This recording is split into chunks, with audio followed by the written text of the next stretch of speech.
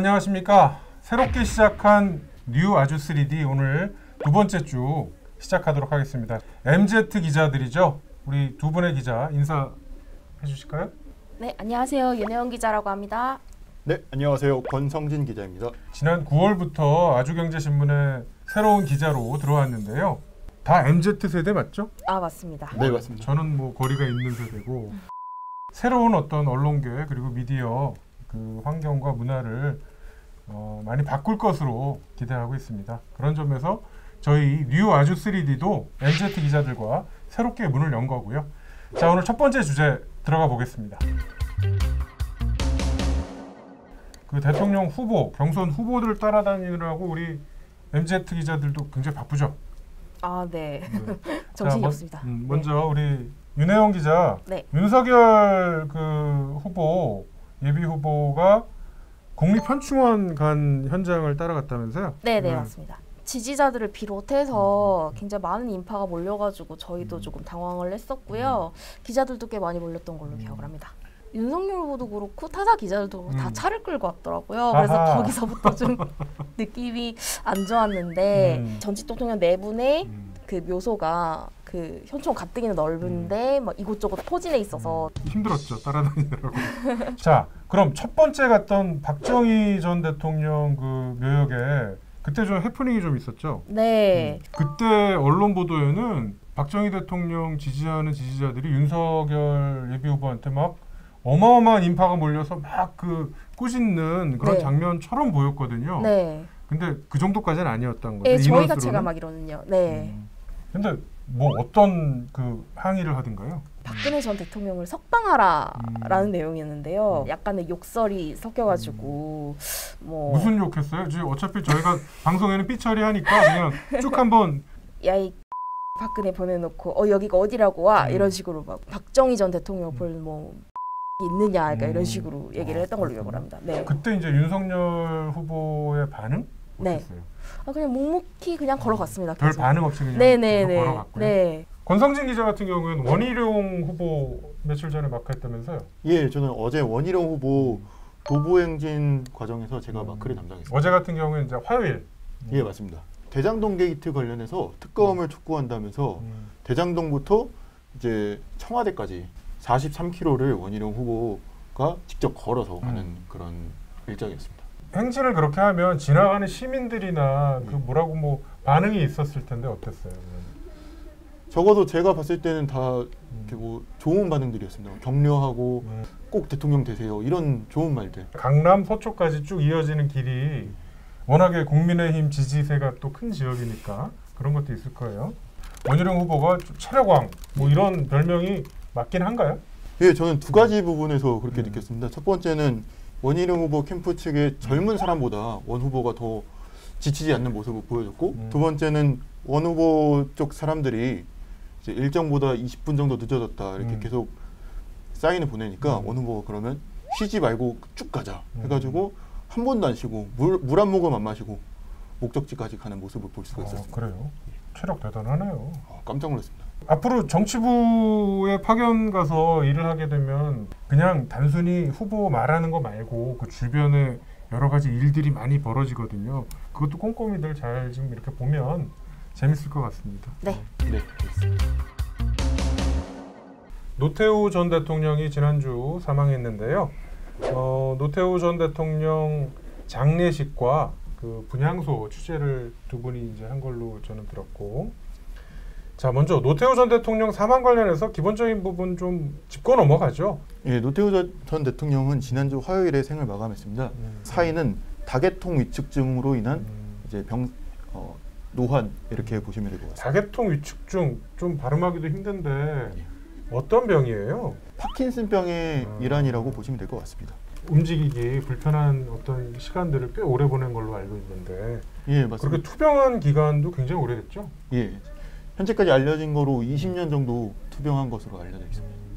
그리고 공식적인 석상에 나온 것은 노무현 전 대통령 취임식 때가 마지막으로 알려져 있습니다. 장례식장에서 사실은 제일 어떻게 보면 좀 언론계에서 화제가 됐던 얘기가 최태원 SK 회장이 조문을 갔는데 거기에 이제 질문이 어느 한 기자의 질문이 고인과의 관계가 어떻게 되시냐라고 물어봤다는 네. 그게 사실은 뭐 여러분들 다 아시겠지만 지금 현재 노태우 전 대통령의 따님과 노소영 그 관장이죠. 네. 노소영 관장과 최태원 SK 회장이 이혼 소송 중에 있기 때문에 전 사위인 셈이죠. 그렇죠? 근데 그 부분을 우리 MZ 세대 기자들은 알았어요. 사실 솔직히 어땠어요? 이번 취재를 하면서 그랬죠. 정확히 알게 됐습니다. 네. 혹시 권성진 기자도 알았어요? 예, 저는 알고 있었는데 음. 그래도 이게 완전 이혼이 끝난 건지 음. 소송 중인지 그건 조금 그렇죠. 몰랐습니다. 60의 황태자 박철원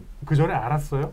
이름만 알았고 저한테는 이제 역사책에서 본 인물이었습니다. 그 장례식장 그 출입하는 그런 유명 인사들 취재할 때 대부분 다 막내 기자들이 수습 기자거나 막내 기자들이 하니까 잘 모를 경우가 많을 텐데 그 최태원 회장과의 관계를 모를 정도면 박철원 씨도 잘 모르는 기자들이 많았을 것 같아요.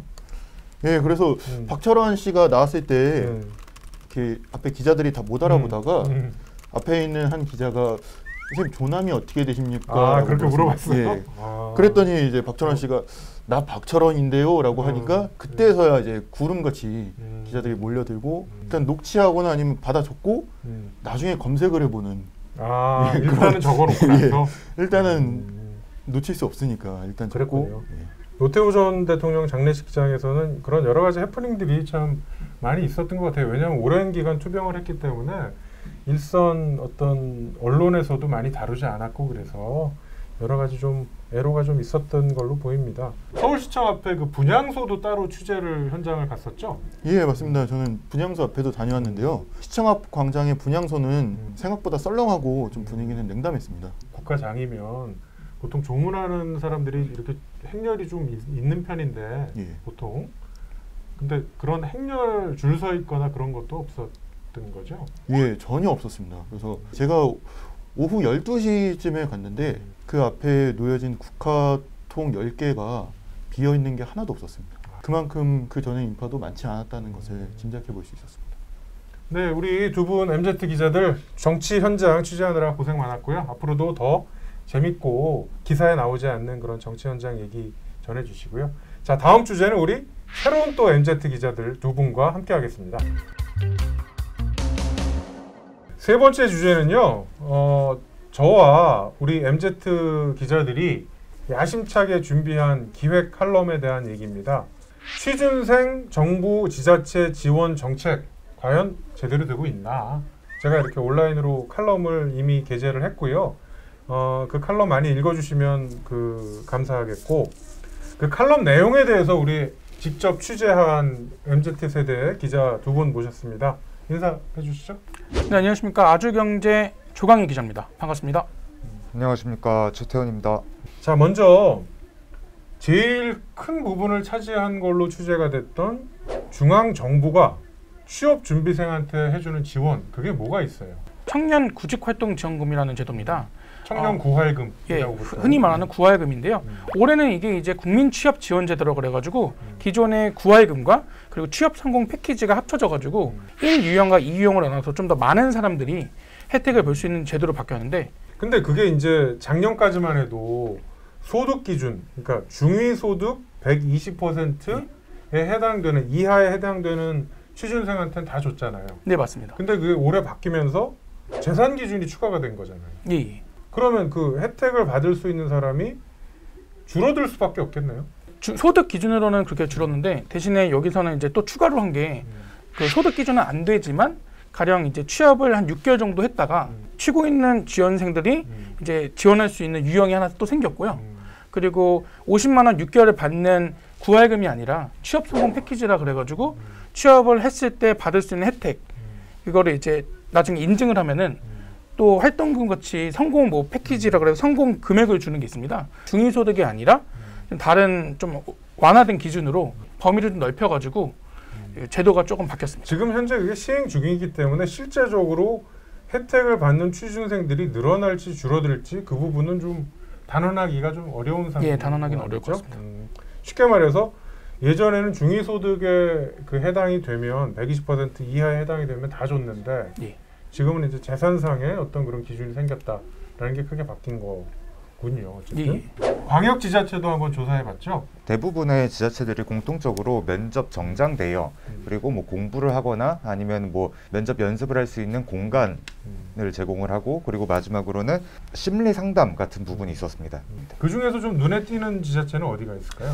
경기도와 인천광역시 같은 경우에는 면접 수당이라고 해서 이제 취업 준비생들이 면접을 볼 때 뭐 회당 5만 원씩 뭐 최대 3번, 최대 5번 이렇게 직접적으로 수당을 지급하는 곳들이 있었고요. 김포시 같은 경우에는 이제 광역 지자체급은 아니지만 내년부터 이제 어학 자격증이나 아니면 한국사 시험 등을 이제 지원을 할 때 응시료를 현금으로 지원하기로 결정을 했답니다. 조광희 씨는 뭐 지원을 실제로 받았다면서요, 작년에? 아무래도 한 달에 50만 원이라는 어떻게 보면 추가적인 생활비가 생기는 거잖아요. 그래서 제 입장에서는 부모님께 조금 더 손을 벌리지 않았고 기존에 뭐 3,000원짜리 학식을 먹었다면은 조금 더 뭐 7,000원짜리, 8,000원짜리 가끔은 좀 커피도 마시면서 그래도 취준생에서 좀 한 줄기 빛이 되는 그런 역할을 해줬습니다. 굉장히 요긴하게 잘 받았고 엄청 요긴했습니다. 사실 저희가 이제 이 서베이를 했잖아요. 주변에 취준생들 한 50명을. 근데 그 서베이 결과를 놓고 보면 꼭 그렇지는 않더라고요. 그 내용은 다음 주 뉴 아주 3D에서 2부 순서로 전해드리도록 하겠습니다. 여러분 오늘은 저희 그 MZ 세대 기자들과 정치와 각종 청년 취준생 지원 정책에 대한 취재 뒷얘기 알아봤습니다. 시청해주셔서 감사드리고요. 다음 주에 다시 찾아뵙겠습니다. 여러분 고맙습니다.